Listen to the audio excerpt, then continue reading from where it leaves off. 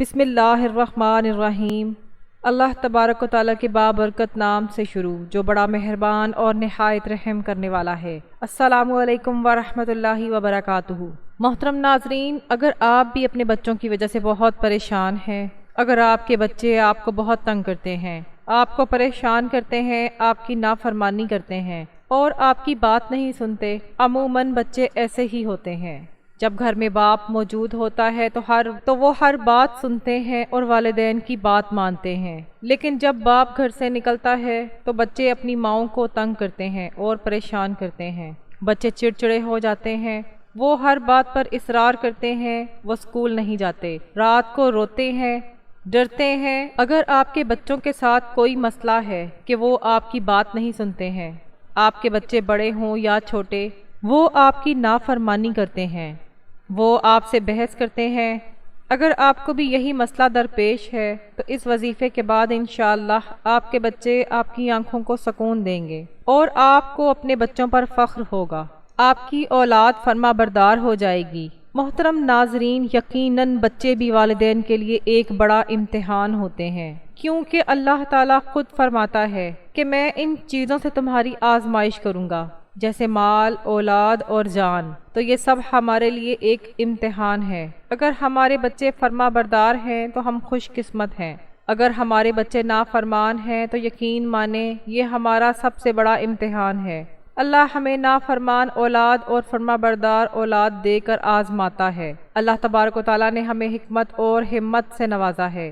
ہم اپنے بچوں کی تعلیم کیسے کریں؟ اللہ تبارک و تعالیٰ چاہتا ہے کہ میرا بندہ اس وقت تک میرے ساتھ وفادار نہ ہوگا جب تک وہ بندہ مجھے اپنی جان، مال اور اولاد سے زیادہ محبت نہ کرے۔ تو پیارے ناظرین، پریشان ہونے کی ضرورت نہیں، اللہ تبارک و تعالیٰ یقیناً بہت سے راستے کھول دیتا ہے۔ اللہ اپنے بندے کو مصیبت میں نہیں دیکھ سکتا، اسی لیے اللہ تبارک و تعالیٰ نے ہمارے درمیان مقدس کتاب قرآن پاک بھیجا تاکہ ہم اس پر عمل کریں، اسے مضبوطی سے پکڑیں اور اس کے مطابق اپنی زندگی بسر کریں۔ پیارے ناظرین، اگر ہمیں کوئی مشکل پیش آتی ہے تو سب سے پہلے ہمیں صبر کرنا ہوگا، اس کے بعد اللہ تبارک و تعالیٰ کا شکر ادا کرنا ہے اور اللہ تعالیٰ کی پاک کتاب کی تلاوت کرنی ہے اور اللہ تعالیٰ سے مدد مانگنی ہے۔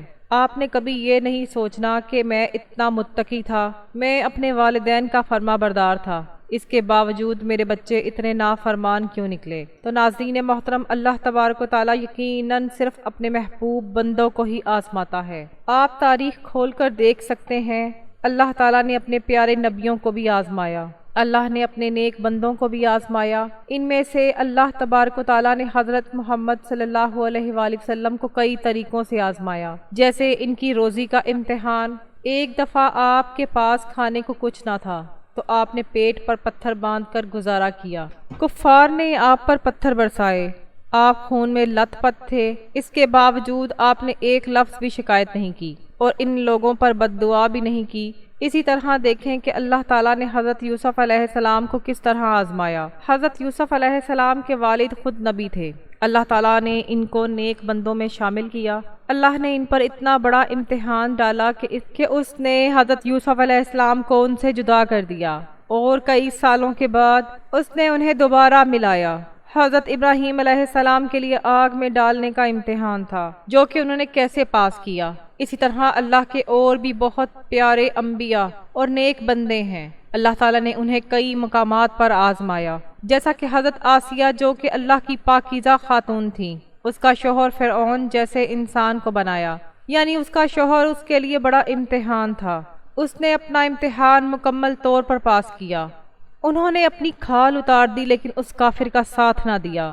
حضرت لوط علیہ السلام اللہ کے ایک متقی اور پاکیزہ نبی تھے، کس طرح ان کی برادری نے بدکاری کی اور وہ مصیبت میں مبتلا ہو گئے۔ یہ سب آزمائشیں تھیں جو اللہ تبارک و تعالیٰ نے اپنے نیک بندوں پر ڈالی تھیں، اور جو اللہ کا نیک بندہ ان آزمائشوں سے گزرتا ہے، اللہ سے مانگتا ہے، اللہ کی دی ہوئی چیزوں پر صبر کرتا ہے، تو اللہ تبارک و تعالیٰ اس کے لیے رحمتوں کے دروازے کھول دیتا ہے۔ ہمیں اللہ تعالیٰ سے دعا کرنی چاہیے کہ اللہ تعالیٰ ہمیں ان باتوں پر نہ پکڑ لے جو ہم بھول گئے ہوں یا جو ہم سے غلطی سے سرزد ہو گئے ہوں، ان پر ہمیں نہ روکے اور اللہ تعالیٰ ہم پر ایسا بوجھ نہ ڈالے جسے ہم برداشت نہ کر سکیں۔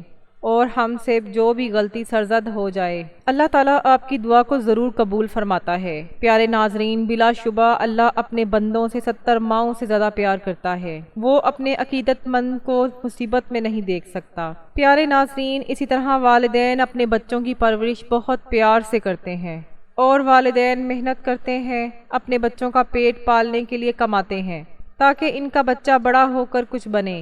لیکن جب بچہ تکلیف دینے لگتا ہے، یا بچہ سنتا نہیں، یا بچہ ضدی ہو جاتا ہے اور والدین کی نافرمانی کرتا ہے، تو والدین بہت پریشان ہوتے ہیں۔ یہ تکلیف دہ ہے۔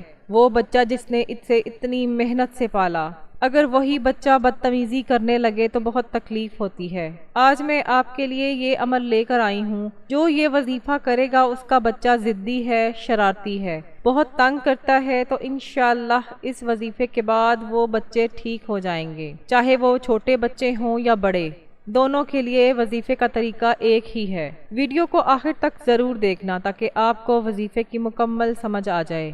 انشاءاللہ آپ دیکھیں گے کہ آپ کے بچے کیسے سدھر گئے ہیں، یعنی فرما بردار بن گئے ہیں۔ محترم ناظرین، آپ یہ وظیفہ کسی بھی وقت کر سکتے ہیں، چاہے کسی بھی نماز کے بعد کر لیں، تہجد کے بعد، فجر، ظہر، عصر کے بعد، مغرب کے بعد، یا عشاء کے بعد کر لیں، جب بھی وقت ملے یہ وظیفہ کر لیں۔ تو اب چلتے ہیں وظیفے کی طرف۔ آپ کو یہ کرنا ہے کہ پانی کا گلاس اپنے سامنے رکھنا ہے۔ سب سے پہلے آپ نے ایک مرتبہ تعوذ یعنی اعوذ باللہ من الشیطان الرجیم، پھر تسمیہ بسم اللہ الرحمن الرحیم پڑھنا ہے، پھر 11 مرتبہ درود پاک پڑھنا ہے۔ آپ کوئی سا بھی درود پاک پڑھ سکتے ہیں، لیکن اگر آپ نماز والا درود ابراہیمی پڑھ لیں تو اس کی فضیلت سب سے زیادہ ہے۔ ایک بار ثواب کی نیت سے میرے ساتھ بھی پڑھ لیں۔ اللہم صلی علی محمد وعلی آل محمد کما صلیت علی ابراہیم وعلی آل ابراہیم انک حمید مجید۔ اللہم بارک علی محمد وعلی آل محمد کما بارکت علی ابراہیم وعلی آل ابراہیم انک حمید مجید۔ پیارے ناظرین، آپ کو صرف 11 بار درود پاک پڑھنا ہے۔ درود پاک پڑھنے کے بعد پانی والے گلاس پر 3 بار پھونک ماریں۔ محترم ناظرین، اس کے بعد آپ کو سورۃ اخلاص کی تلاوت کرنی ہے، جسے قرآن کا تہائی حصہ کہا جاتا ہے۔ قل هو اللہ احد اللہ الصمد لم یلد ولم یولد ولم یکن لہ کفوا احد۔ محترم ناظرین، یہ قرآن کریم کا ایک چھوٹا سا باب ہے، آپ نے اسے 11 مرتبہ پڑھنا ہے۔ 11 مرتبہ پڑھنے کے بعد آپ نے پانی کے اوپر دم کر دینا ہے۔ پیارے ناظرین، یہ قرآن پاک کی ایک چھوٹی سی سورت ہے، آپ نے 11 مرتبہ اس سورت کو پڑھنا ہے۔ 11 مرتبہ پڑھنے کے بعد پانی کے گلاس پر پھونک مار دیں۔ اس کے بعد آیت الکرسی پڑھنی ہے۔ اگر آپ کو آیت الکرسی یاد نہ ہو تو قرآن پاک کو دیکھ کر بھی پڑھ سکتے ہیں۔ بسم اللہ الرحمن الرحیم۔ اللہ لا الہ الا هو الحی القیوم لا تاخذہ سنۃ ولا نوم، یہاں سے لے کر ولا یعودہ حفظہما وہو العلی العظیم تک آپ نے پڑھ لینا ہے۔ محترم ناظرین، آپ نے آیت الکرسی کو پانی پر 11 مرتبہ پڑھ لینا ہے، اور ایک بات یاد رکھیں کہ یہ وظیفہ آہستہ کرنا ہے، جلدی میں نہیں، صحیح الفاظ استعمال کریں۔ اس بات کا خاص خیال رکھیں کیونکہ جب بھی آپ کوئی کام کریں تو اسے صحیح طریقے سے کریں۔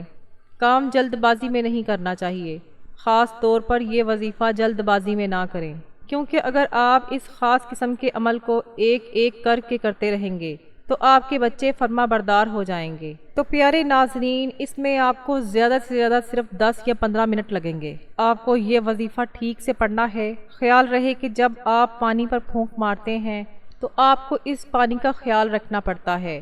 اس کے بعد اس پانی کو پھونک مار کر اللہ تبارک و تعالیٰ سے دعا کرنی ہے کہ اللہ تبارک و تعالیٰ میرے بچے کو فرما بردار بنا دے۔ یہ وظیفہ مرد اور عورت دونوں کر سکتے ہیں۔ محترم سامعین، جو یہ وظیفہ پڑھنا چاہتا ہے تو پہلے اللہ تبارک و تعالیٰ سے دعا کرے، اے اللہ میرے اس بچے کو میرے لیے اچھا بنا، اسے میرا فرما بردار بنا، وہ مجھے پریشان نہ کرے، وہ میری توہین نہ کرے۔ آپ نے بچے کا نام لے کر دعا کرنی ہے۔ مثال کے طور پر آپ کہتے ہیں کہ اے اللہ میرے بیٹے احمد یا میرے بیٹے علی کو ہدایت دے اور اسے میرا فرما بردار بنا، اسے برے کاموں سے بچا، اسے میرے لیے اچھا بنا اور اسے اچھا انسان بنا دے، اسے ہر میدان میں کامیابی عطا فرما۔ اس کے بعد پیارے ناظرین، جو بھی پانی ہو آپ اس کا خیال رکھیں اور اگر آپ چاہیں تو اسے بوتل میں ڈال کر اپنے پاس محفوظ رکھ سکتے ہیں اور رات کو سونے سے پہلے یہ پانی اپنے بچے کو پلائیں۔ آپ نے اسے صرف 3 دن پلانا ہے۔